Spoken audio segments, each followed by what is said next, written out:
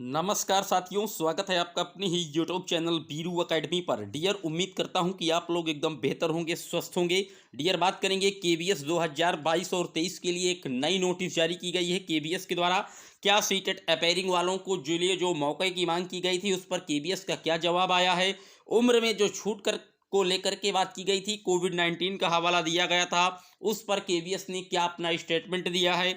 बात करेंगे जो डीएलएड के एग्जाम हैं, उनकी जो तैयारियां हैं वो पूरी कर ली गई हैं और कल से डीएलएड के सेकंड और फोर्थ सेमेस्टर्स के एग्जाम रन होने हैं। तो आइए इन सारे मुद्दों को आपको एक एक पॉइंट रूबरू करवाते हैं। चैनल पर जितने साथी पहली बार आए हैं सब्सक्राइब कर लीजिए। ये चैनल इसी तरह की सटीक और ऑथेंटिक अपडेट के लिए जाना जाता है।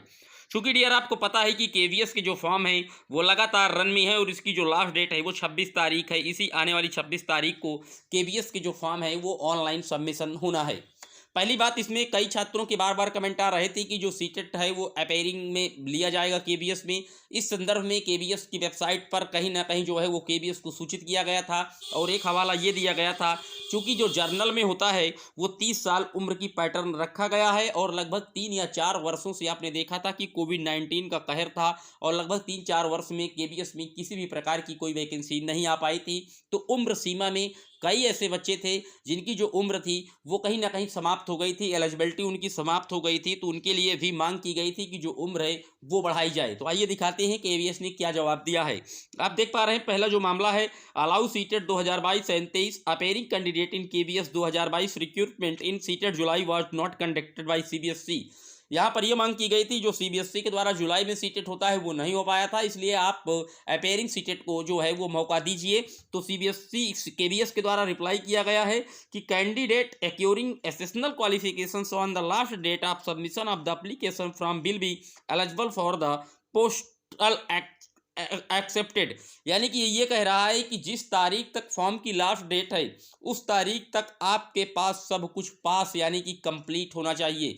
इसने साफ साफ ना ही नहीं किया कि आपको सीटेट को हम अपेयरिंग को मौका नहीं देंगे। इन्होंने ये जरूर कह दिया, इधर से घुमा कर कान इन्होंने पकड़ा है और साफ साफ कह दिया है कि आपकी जो एलिजिबिलिटी है वो फार्म की लास्ट डेट तक हर हालत में होनी चाहिए। यानी कि सीटेट अपेयरिंग किसी भी प्रकार से केवीएस की वैकेंसी में वैलिड नहीं होगा। पहले सवाल का जवाब हुआ। और दूसरा ये इन्होंने पूछा था कि provide age relaxation due to कोविड-19, lots of candidate are over age हो गए हैं कोविड-19 के चक्कर में, इसलिए 3-4 साल का उनको जो है छूट का मौका दिया जाए, ये प्रश्न किया गया। तो केवीएस ने रिप्लाई किया, no age no age relaxation has been granted by the government of India due to कोविड-19। साफ साफ मेंशंस कर दिया गया है कि किसी भी प्रकार की जो छूट है उम्र में वो नहीं दी जाएगी और अगर आप सामान्य से आते हैं तो सिर्फ 30 साल तक ही आप फॉर्म फिल कर पाएंगे, उसके बाद किसी भी प्रकार की कोई छूट नहीं दी जाएगी। तो केवीएस के जो फॉर्म हैं वो जिस प्रकार से चल रहे हैं, पहले केवीएस ने जो नोटिस जारी की थी उसी हिसाब से सारा प्रोसेस उसका होने वाला है। उसमें किसी भी प्रकार का कोई बदलाव केवीएस नहीं चाहता। उसने साफ साफ मेंशंस कर दिया है कि अपेयरिंग सीटेट हो या उम्र की छूट हो, किसी भी प्रकार के कोई जो है वो रिलैक्सेशन नहीं दिया जाएगा। बात कर लेते हैं डीएलएड परीक्षा की, जो कि कल से होनी है और इस बार लगभग 1,41,000 जो परीक्षार्थी हैं वो सम्मिलित होंगे और 3-3 दिन में ये होगी परीक्षाएं। द्वितीय और चतुर्थ सेमेस्टर की परीक्षाएं हैं। आप देख पा रहे हैं प्रदेश में 400 सेंटर बनाए गए हैं और जिसमें जो पीएनपी कार्यालय के द्वारा यही बातें साफ साफ मेंशंस की जा रही कि जो परीक्षाएं हैं वो शुचितापूर्ण हो, किसी भी प्रकार की कोई नकल इत्यादि की जो व्यवस्थाएं हैं वो किसी भी सेंटर से नहीं आनी चाहिए, ऐसी खबरें।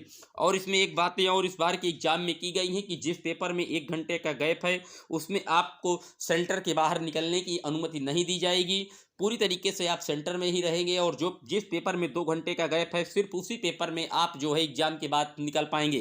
तो बड़ी अपडेट थी। उम्मीद करता हूं आप लोगों के सारे डाउट क्लियर हुए होंगे। अगर आप डीएलएड की परीक्षा में कल से सम्मिलित होने जा रहे हैं तो आपको मेरी तरफ से डीएलएड एग्जाम की अग्रिम शुभकामनाएं हैं। आपका पेपर एकदम बेस्ट हो। डीएलएड सेकंड और फोर्थ सेमेस्टर के पेपर होने हैं। फर्स्ट और थर्ड के पेपर फरवरी या मार्च तक में होने के चांसेज हैं। पीएनपी के द्वारा ये परीक्षाएं लगातार करवाई जा रही हैं। उम्मीद करता हूं कि आप लोगों के केवीएस वाले डाउट हों या डीएलएड परीक्षा वाले डाउट हों, सारे डाउट क्लियर हुए होंगे। अभी भी अगर आपकी कोई क्वेरी कोई सवाल रह गया है इन सब से रिलेटेड तो कमेंट बॉक्स में मेंशंस कर दीजिएगा, उसका जवाब आप तुरंत जो है कमेंट बॉक्स के माध्यम से रिप्लाई दी जाएगी। फिर मिलेंगे नेक्स्ट अपडेट में, तब तक के लिए जय हिंद जय भारत। Thank you.